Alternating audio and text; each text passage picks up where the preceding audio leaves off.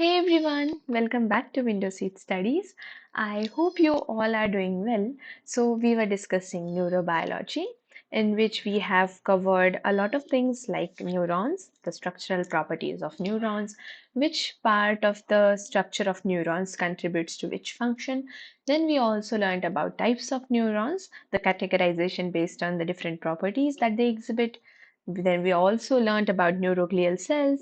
We already covered the history part where we discussed about how the different scientists they observed our nervous system and made their conclusions. Like Camilo Golgi gave the reticular theory, and Santiago Ramanucal he gave out the neuron doctrine, suggesting that each neuron is a specific, it is a discrete identity and it forms a continuous network.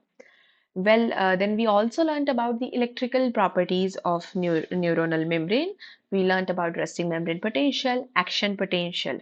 In this lecture, we are going to cover what is graded potential and how it is different from what we call as action potential. So those are two electrical signals that are generated by the neurons, which are passed down from one point to other point, so that the information will be relayed from one part of the body to other part of the body. So electrical signals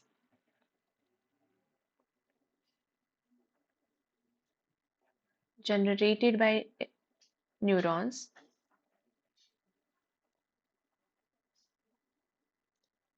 they are of two types. First is graded potential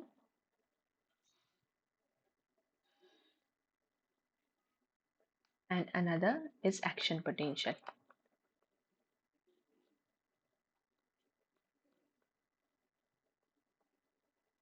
So we already know that in neurons they have a polarized plasma membrane. So those cells are polarized, means the distribution of ions across the membrane, that is unequal.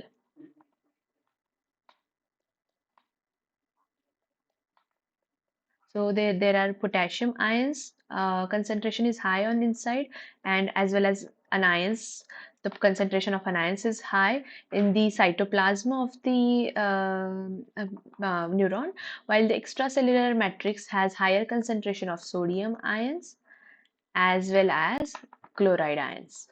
Okay, the anions, like anions in the case of neurons, they are like the phosphate groups that are attached to ATP. They give the overall negative charge, as well as the negative residues, the acidic residues on the acidic amino acid residues in the proteins. All of them, they give the negative charge, overall negative charge to the cytosolic part of the membrane, plasma membrane, while the extracellular matrix, the extracellular side of the plasma membrane, has a positive charge. This is due to the unequal distribution of ions, and again this charge separation, it is maintained by the ion channels, the ion pumps, sorry, not channels, known as sodium potassium ATPase pump. So it uses ATP so that this concentration gradient is maintained, because there are some leak channels, potassium ion leak channels as well as sodium ion leak channels, which can allow the passage of ions from one part of the cell to the sorry, from one part of the plasma membrane to other part. But this they do not really like. So the question is, what I'm trying to explain is that whenever a water is kept at high potential, it has a tendency to flow from there to lower potential, right? That is the nature of things, that anything will flow from high potential to its low potential. So anything, any kind of molecule will flow from its flow from the side where it has higher concentration to the low concentration. For example, in the cells, the potassium ions have higher concentration inside the cytosol and low concentration outside the outside in on the extracellular part, in the extracellular matrix. So potassium ions, should they have a tendency to flow from cytoplasm to the extracellular matrix. So this is the driving force for the exchange of potassium ions. And This indeed happens in the cell. Like when cell is at rest, leak channels, they allow this movement. But why? So this movement, why doesn't this movement continue till the point where the potassium ions get equalized to, like the concentration of potassium ion gets equal on the extracellular side as well as cytosolic side? Why? Because using the energy, using the active force like the ATP, we are trying to maintain this charge separation. We are trying to maintain this driving force by maintaining the unequal distribution, and that unequal distribution is maintained by this sodium potassium ATPase pump. It exchanges the ions against their concentration gradient, electrochemical gradient. So it takes 3 sodium out of the cell and pushes 2 potassium inside the cell. This is what the sodium potassium ATPase pump do. So it is increasing the concentration of potassium ions inside the cell, which is already high, as well as it is increasing concentration of sodium ions outside the cell, which is already high. So it is driving the movement against the electrochemical gradient of ions, and that is why it requires energy. So that is why it is called ATPase pump, because it is breaking down one ATP molecule. Well, so this is how the charge separation is maintained in the cell when the cell is at rest, so that the cell will always be polarized. So that is the property of cell which makes neurons excitable. And this polarization, like the charge separation, is changed, and that changes the membrane potential, which is what we call as electrical signal. So this electrical signal is passed down from one point of neuron to other point of neuron, and that helps in the conduction of information. So the electrical signals that are generated due to the change in the charge separation across the membrane, they are of two types: the graded potential and action potential. And that is what we are going to learn about today, that what is graded potential and how it is different from the action potential. We have already learned about the generation of action potential, what is action potential, and what are the steps by which it is generated, how the ion channels they open and they do the depolarization of membrane. So we have already covered that part, but today we are going to learn about graded potential.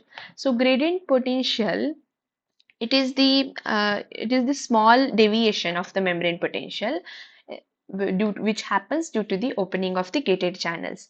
So okay, so it is graded potential is small deviation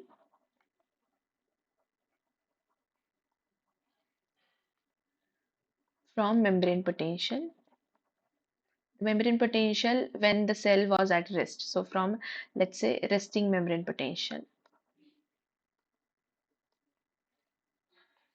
And this deviation is due to opening of ion channels. Okay, so what happens is that whenever a stimulus arises at a certain part of the cell, so whenever there is stimulus, it it helps in opening the ion channels. That they could be the ligand gated ion channels, or they could be mechanical gated ion channels.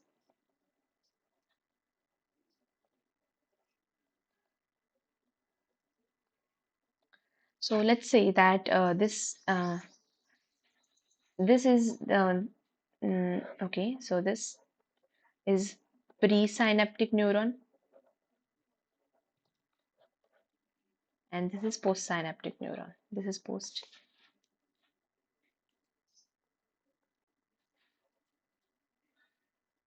and this is synapse. So this is synaptic cleft.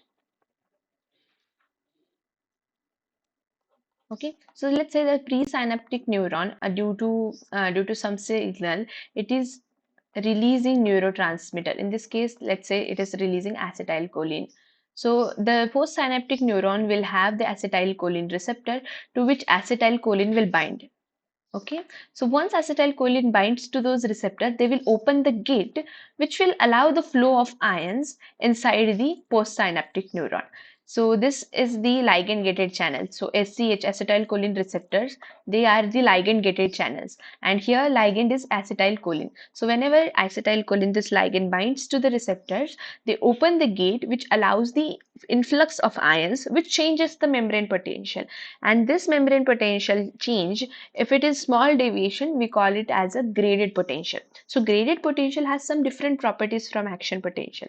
So the or let's say that there is some stretch, there is some touch or pressure vibration, due to which the force due to the force distortion, the channels open their gate. Let's say due to touch, the mechanical sensations such as touch, pressure, or vibration, due to those, the ion channel, it is changing its conformation. Okay, it is changing, like the force is distorting the receptor, the force is distorting the channel, due to which the gate opens.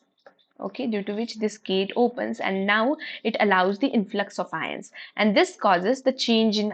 So once ions flow from one side of the membrane to other side of membrane, so the flow of ions across the membrane, that causes change in the membrane potential. Well, because the equilibrium is shifting, the distribution of ions across the membrane, that is changing, and due to which the potential will change. But only due to this ligand gated ion channel opening and mechanical gated ion channel opening, only few ions are able to slip through that membrane, and that causes a small deviation from the membrane potential, and that small deviation is known as graded potential. So unlike action potential, which is about like it ranges from plus 30 millivolt to plus 50 millivolt. Okay, so unlike action potential, graded potential is a very small deviation from membrane potential, and it is so it is always generated at at graded potential. It is always generated at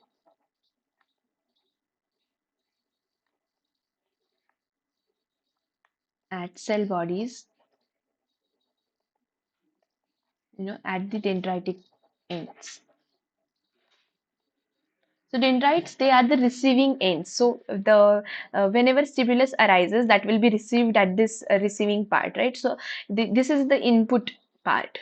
At this input part, all of the ion channels, they will be opening, because the number of ion channels will be high at the dendritic end, and whenever stimulus arise at that side, the it will open ion channels, and the graded potential will be generated.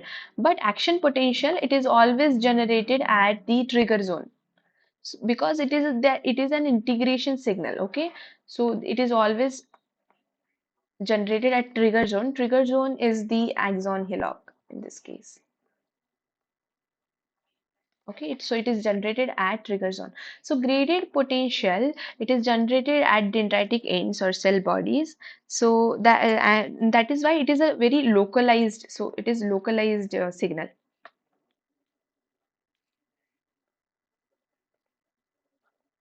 Unlike action potential, which travels throughout the axon, from one part of the axon to other part of the axon, action potential is able to travel, but graded potential, it is localized. So what happens is that whenever stimulus arises, it momentarily opens the ion channels, which due to which the ions flow, ion current is generated. Now this ion currents, so when it is generated in cell body, so let's say this is the cell body, and this is the axon. Okay, and these are the dendritic ends. Okay, and let's say that this dendritic end, it is forming the synapse with the with next with another neuron. So let's say this is presynaptic neuron. Okay, so this is presynaptic neuron, while this is postsynaptic neuron, because the synapse is happening here. So once this releases neurotransmitter, okay, that will be received at the dendritic end, which will momentarily open some ion channels, and that will generate some ion current, and that ion current will flow from here to across the plasma membrane of the cell body. So it will flow from here to here on the plasma membrane, but it will die out with time, because due to the leak channels, again the flow of ions will be according to the concentration gradient, and that is why, because it is only opening ligand gated and mechanical gated ion channels, so they are driving the ion currents, but over the time that ion current will die, and that is why the signal is localized, so it is not able to it is not able to travel from one point to other point for long distances. So graded potential is the small deviation which travels for short duration over short distances.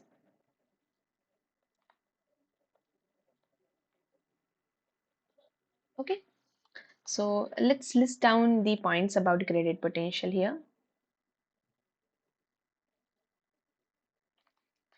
Okay, so let's take a look at differences between graded potential versus action potential. So graded potential, it is a small deviation from membrane potential. Action potential, it has a significant amplitude. It is a significant change in membrane potential.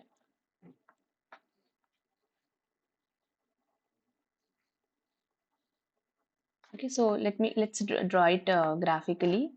So let's say this is minus 70 millivolt is the resting membrane potential. So what happens is that when cell is at rest, momentarily due to the opening of ion channels, the graded potential will be generated. So this is how graded potential looks like.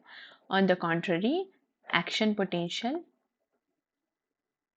looks like something like this. So cell is at rest, and then the stimulus arises, which causes some depolarization. So charge separation will be reduced, and once the charge separation is reduced, once it passes the threshold level, it causes sudden opening of this voltage gated sodium ion channels, which causes a spike in the membrane potential, and then eventually it will go down, hyperpolarization, and cell will come at the rest. So this is how action potential looks like. So it is a significant change in membrane potential. While graded potential, there are small deviations in the membrane potential. Okay, so that the graded potential is always so depending on where, which type of stimulus is causing the graded potential and where it is happening, like which kind of stimulus causes them and where, depending on that, graded potential has different names. In this case, when we learned about neurotransmitter release, in this particular case, this one, neurotransmitter, due to the neurotransmitter release, ligand gated ion channels open, and they causes the membrane to change its potential. In this case, it is generating at the postsynaptic neuron, then that is why it is also called as post synaptic potential. So it has different names. Let's say if this graded potential is generated at sensory neurons at the part where at the input part, so then it will be called as receptor potential. Okay, because the receptors on the postsynaptic neuron, they are going to receive that signal and they are going to cause sensations. Or there is one more type, one more name called as generator potential. We'll learn about those potential, generator, receptor, and postsynaptic potential in a few, in like next lecture. Okay, so we'll be learning about them in details. So but you just remember that depending on which kind of stimulus is generating that potential and where it is generated, depending on that, graded potential has different names. Okay, so graded potential is localized in nature, while action potential can travel through long distances across the membrane.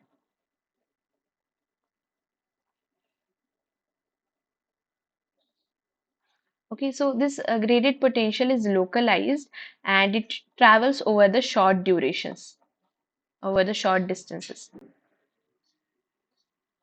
while action potential that can travel through long distances. And that is why action potential is quite important, because it is the one which is going to carry out conduction information from one part of the body to other part of the body, or from one part of the neuron to other part of neuron. While graded potential, they are kind of initiating signals. So once graded potential, they accumulate on the dendritic or the cell body part, they will be traveling through to the axon hillock, and axon hillock the action potential will be generated. So it's like a kick given to a scooter or to a bike, which starts the bike. Okay, while the action potential is the throughout momentum due to which bike is running. So this is kind of like analogy to differentiate it between graded potential and action potential. So numerous dendrites and cell body of interneuron and motor neuron, they generate graded potential locally, and which flow through the plasma membrane, which dies out, uh, like it dies out eventually, and that is why this is known as decremental conduction. Okay, because let's say that at this point, at this certain point, the ion channels opened due to receiving due to they are receiving the ligands. Okay, so the membrane potential will vary only in this part. Only this part of the neuron has changed its membrane potential. So the ion currents which are generated, that will change the potential of the membrane throughout some distance. So this membrane potential change will travel from here to the membrane, all over the membrane in different directions, but eventually it will die out. Eventually it will die out. Why? Because the leak channels are present on this membrane, right, which will try to maintain whatever potential difference was there, whatever charge difference was there. So that is why this current will die out. The membrane potential that is generated, that change that is generated, that will lose itself over the time, over the distance, and that is why this is known as decremental conduction. But unlike this graded potential has decremental conduction, the action potential has saltatory conduction. Okay, we'll learn about saltatory conduction more in future lectures, but for now, just remember that saltatory conduction is kind of jumping of electrical signals from the due to the myelin sheath from one segment to other segment. So saltatory conduction allows the continuous flow of electrical signals from one end to other end of the neuron, while decremental conduction, graded potential show decremental conduction, means eventually the membrane potential change is going to lose itself, okay, over the time, over the distance. That is what we call as decremental potential. So again, graded potential has one more property which is not seen in action potential, that is they can be summed together. So summation is seen in graded potential.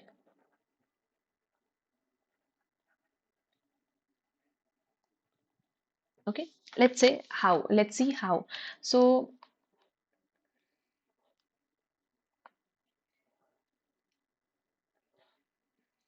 So this is let's say minus 70 millivolt when the cell is at rest. Okay, so this is resting membrane potential. Okay, and here I'm going to show you on this graph, I'm going to show you how the change in the membrane potential is happening when the stimulus arises. So this graph shows the intensity. So on this graph, the y-axis shows the intensity of stimulus,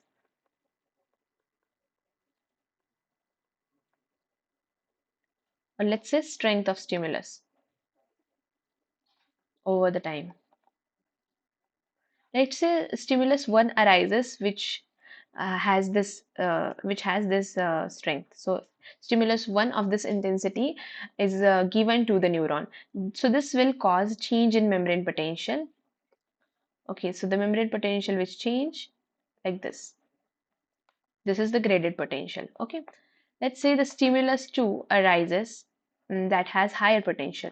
So graded potential, the amplitude of graded potential, or the change in the membrane potential, okay, that depends on the strength of stimulus, because this is a localized signal, and this depends on how many ion channels are opening. Let's say the 10 ion channels are open, that will generate the change will be something. Let's say this is minus 60 millivolt. Okay, and once then let's say the stimulus strength is increased, which forces open the, let's say, 20 ion channels. And so now the number of ion channels, the opening of number of open ion channels is increased, so that will let in more ions across the membrane, so the ion influx will increase, and that is going to change the membrane potential with higher number. So again, let's say the 50 millivolt, so membrane potential changes to 50 millivolts. So this is still a graded potential. This is still a localized potential. But let's say the stimulus strength increases even more. Okay, and now the membrane crosses the certain threshold level, and that is let's say the here let's say it is 65 millivolt, and let's say here it was. So in this case, from say minus 70 it gets minus 65, and let's say here it gets minus 60 millivolt. But now it crosses the threshold level, and that threshold level in this case is, let's say, minus 50 millivolt. Okay, due to the third stimulus, which has quite higher strength, the graded potential crosses its threshold value, and due to crossing this threshold value, there will be sudden influx of sodium ions, because now now the ligand gated ion channel, they're not only ligand gated ion channels are open, but the voltage gated ion channels, the voltage gated sodium ion channels, they will open suddenly, and they will let in the sodium ions. So there will be higher influx of sodium ions, which will cause rapid depolarization, and cell will be so the change in the membrane potential will be sudden and rapid, which will cause in generation of action potential. This is how action potential is generated.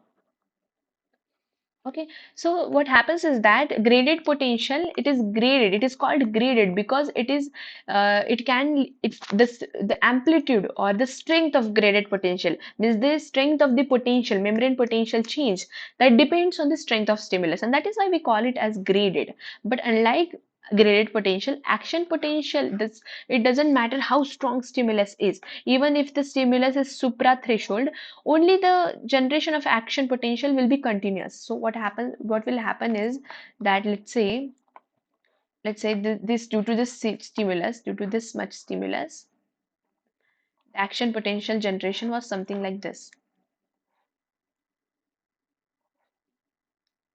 Okay, let's say this is minus 70 millivolt, and now action potential generation was something like this.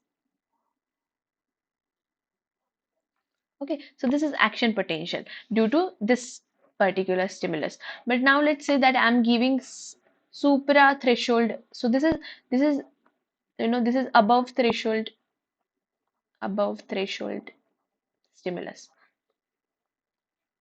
stimulus which is causing the depolarization above threshold, above 50 milli minus 50 millivolt. But this is supra threshold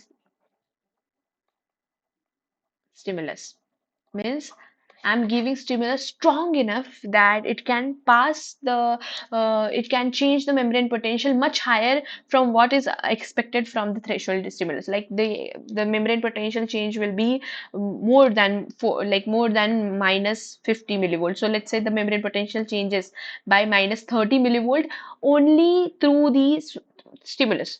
By like stimulus is strong enough that it is going to open a lot of ion channels, a lot of ligand gated or let's say mechanically gated ion channels, which will let the ions flow through across the membrane, and then that will also cause a sudden change in the membrane potential, and then it will spike up from minus 30 to plus 40. Right, I hope uh, I'm clear to you all. And what I'm trying to convey here is that whenever a threshold a signal or stimulus arrives at the cell, so that stimulus is going to momentarily open some ion channels, and now when ion channels are open, ion flux will be there, and that ion flux will cause opening of other ion channels, which we call as voltage gated ion channels. Okay, first it opens ligand gated ion channels or mechanical gated ion channels due to certain stimulus, and once they open, they will change the membrane potential with some slight value, and when that value goes to some threshold amount, one that goes to some threshold amount, in this case that is minus 50 millivolt, then it causes the sudden opening of a lot of voltage gated ion channels, and there will be ion influx. But let's say that instead of going to some threshold value, this the strength of the stimulus is very strong. It is strong enough to cause the membrane potential change, which is almost, let's say, positive. Okay, instead of minus 30, let's say plus 10 millivolt change will be caused only due to the opening of ligand gated ion channel. So what do you expect? Do you expect that the membrane potential change after this, so action potential generation will be, let's say, plus 90 millivolt? No, this doesn't happen, because this property is only of the graded potential. That is why, for this reason, we do not call action potential as graded potential. Why are we differentiating action potential and graded potential? Because graded potential has the property that it is locally generated. Graded potential is something which is generated locally, and depending on the strength of stimulus, the deviation, what deviation is causing, like what change in the membrane potential is there, that will be decided.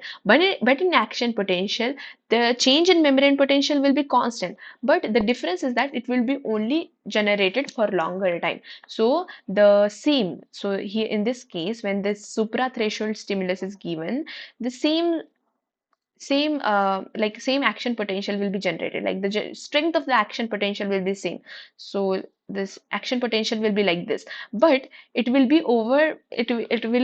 generated, like for a continuous time, for it will be generated again and again. So instead of generating one action potential, multiple spikes will be generated. Okay, so multiple action potentials will be generated, but the strength of action potential, it does not depend on the strength of the stimulus. So graded potential is called graded because strength of this deviation or the membrane potential change, so strength of the potential, or let's say strength of the change in membrane potential, is dependent on strength of stimulus. And this is a very important difference between both of them. It is dependent on strength of stimulus, unlike action potential. So in action potential, what happens? The change in membrane potential, which generates action potential, which is in this case, let's say it is plus 50 millivolt. That change in membrane potential, it does not depend, or let's say that the strength of potential, it does not depend on strength of stimulus.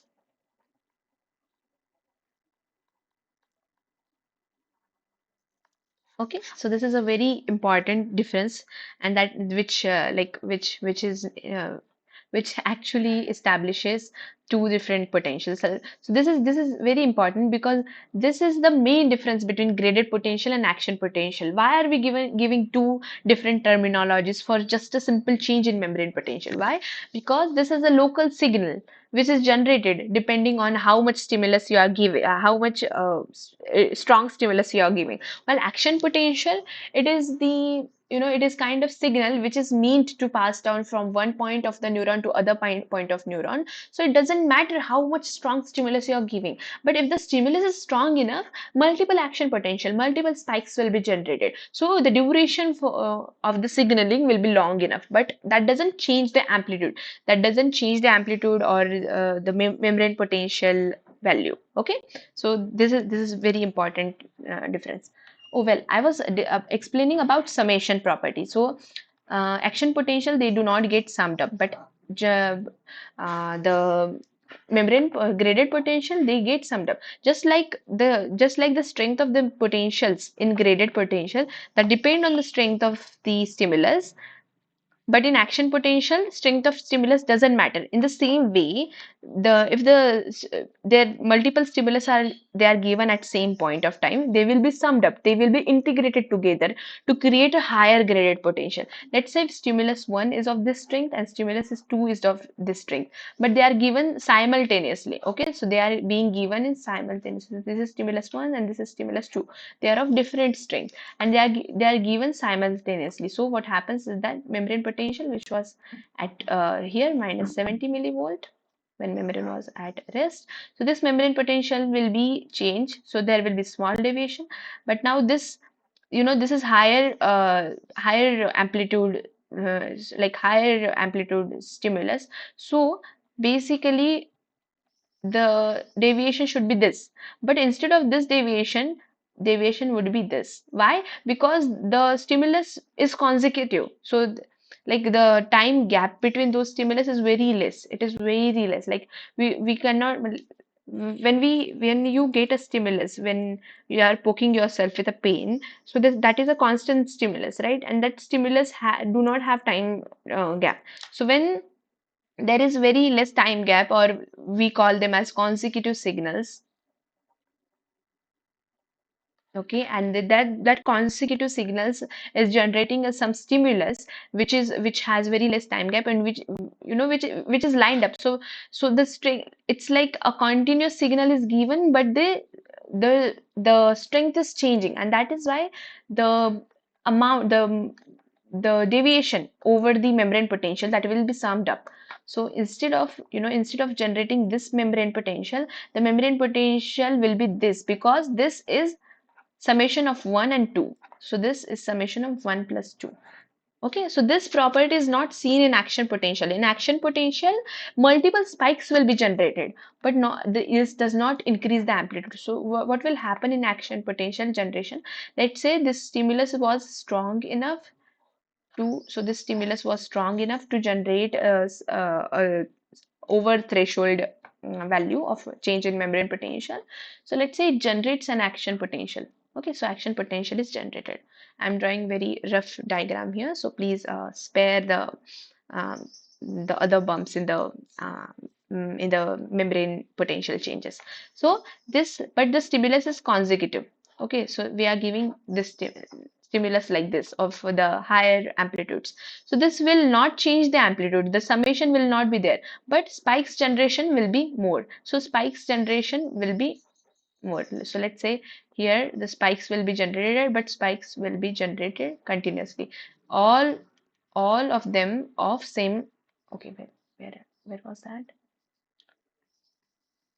Okay, so I was saying that the due to the change due to the consecutive signal, the spikes will be generated. So more and more spikes will be generated, but all of them will be of same amplitude. So the membrane potential change will not be summed up. So summation is not seen in action potential. But in graded potential, when the stimulus arises, they will be summed, and that increases so multiple spikes won't be generated, but the amplitude of change in membrane potential will increase. Means the graded potential, the strength of graded potential will be increased. So graded potential which is generated due to small stimulus plus the graded potential which is generated due to higher stimulus, they will be added together to create a graded potential which is much higher than those two. So 1 plus 2 will give us third graded potential which will be higher than 1 plus 2. Okay, so this is again an important property of graded potential. So with this we have cleared the difference between graded potential and membrane potential, the action potential. So let's see how they travel over the time from one point to other point. So this is a diagram that I've taken from the book called Principles of Anatomy and Physiology. That is a quite interesting book. Go and read it if you are interested in animal physiology. In that there's a chapter called nervous system. From there I have taken this schematic. So this shows that whenever you are doing some activity, how the electrical signal pass from one point to the other point, and how they they result into certain behavior. So when you are feeling a pain, so when you hold a pain, the sensation that you are holding a pin, the pressure whatever is generated on your fingers, that creates a graded potential. Okay, so this is the part of the axon terminal where the graded potential is generated. So here you can see this blue arrow. This blue arrow, this is indicating the, okay, let me zoom it a bit.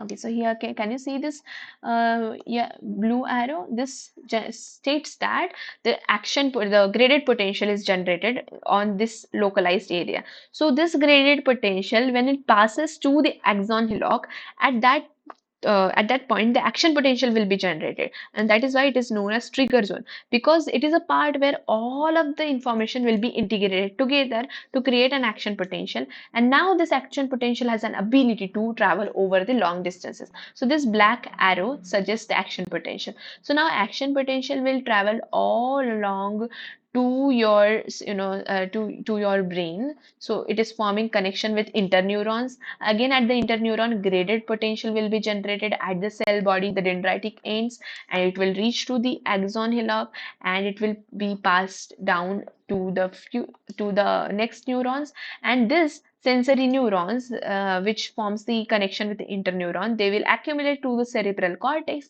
And at the cerebral cortex, the information that you are holding the pain, you have the pain, you are touching the pain, that information will be processed, and now the sensation is received. So now you can sense the pain.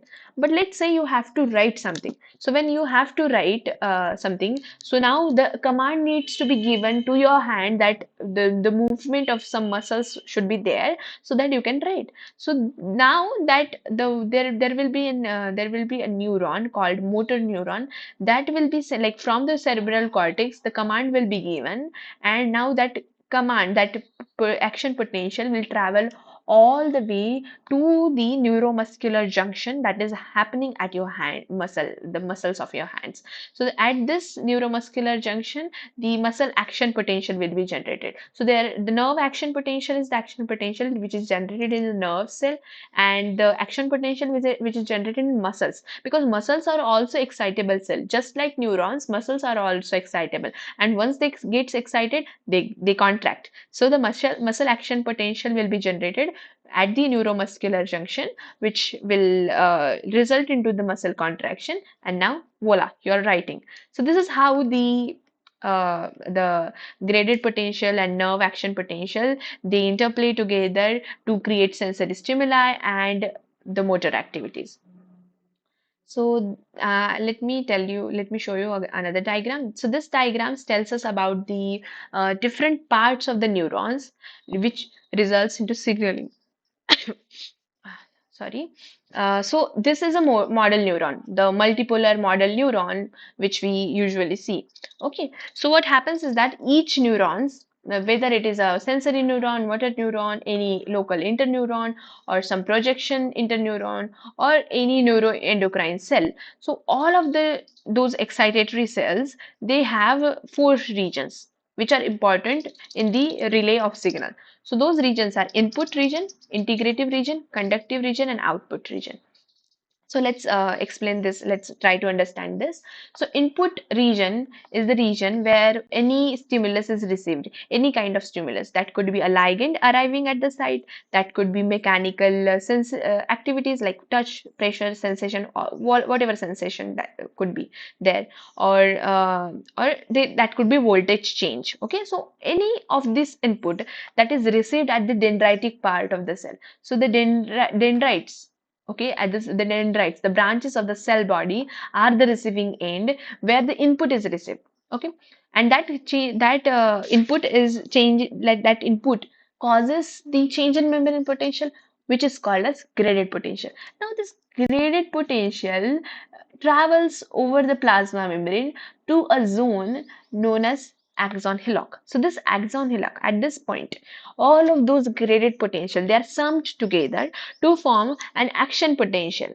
Okay, so they are kind of integrating all of the graded potential, all of the localized signal that was generated due to arrival of some stimulus. They are integrating all of them and creating an action potential which has the property to travel across the long distances. So this is the point where the integration is happening, and that is why it is called the integrative region. So axon hillock is also known as integrative region or trigger zone because it is triggering some action at this point when the whole all of the action potential, all of the graded potential, sorry, my bad, so graded potential, all of those localized signal, they are accumulated, they are integrated. So at this point, once they are integrated, that is, resulting into action potential. Action potential is called as action potential because it is going to result in some action, and that is why this part is also known as trigger zone, because it is going to trigger the response. Once the action potential is generated at this point, it is going to trigger some response, and that is why it is also known as trigger zone. Let me write it here. So integrative region is also known as trigger zone. It is your axon hillock part. Okay, so once at the trigger zone action potential is generated, it is going to be conducted over the long distances throughout the axon. So axon is known as the conductive region because over the axon the action potential which is generated at trigger zone will be passed down. So the action potential which is generated at trigger zone, it will be regenerated at the nodes of Ranvier. Okay, we will learn about the mechanism in quite details in next lectures. Okay, so don't worry about that. But the action potential will be regenerated at nodes of Ranvier. That is an important point. And this is how the action potential travels over the long distances from the axon hillock all over to the nerve ends, the axon terminals. So at the axon terminals, now this signal, whatever was received, it needs to be passed down to the next neuron. So this gives an output. So the axon terminals are the output region. They either may release some neurotransmitter which is going to excite next neuron, okay, or inhibit next neuron, depending on what kind of neurotransmitter they are releasing. Either the next neuron will be excited or the next neuron will be inhibited, but whatever it is, it will be the output region which is going to send the signal, and that signal will be received as an input in the next neuron. Okay, so they can release neurotransmitter which is going to signal the next neuron, or they can release neurotransmitter which will be, changing some which is going to generate muscle action potential and really result into contraction of muscle.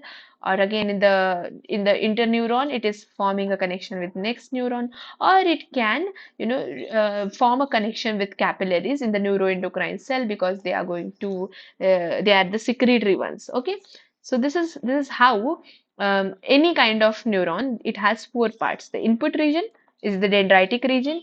Integrative region means the axon hillock, the trigger zone where all of the information is integrated, and that integrated information travels through the conductive part, means the axon, and then whatever signal was there, it should be relayed to next neuron, and for that the output is relayed at the axon terminal. So input is dendrites, input part is the dendritic region, integrative part is the axon hillock region,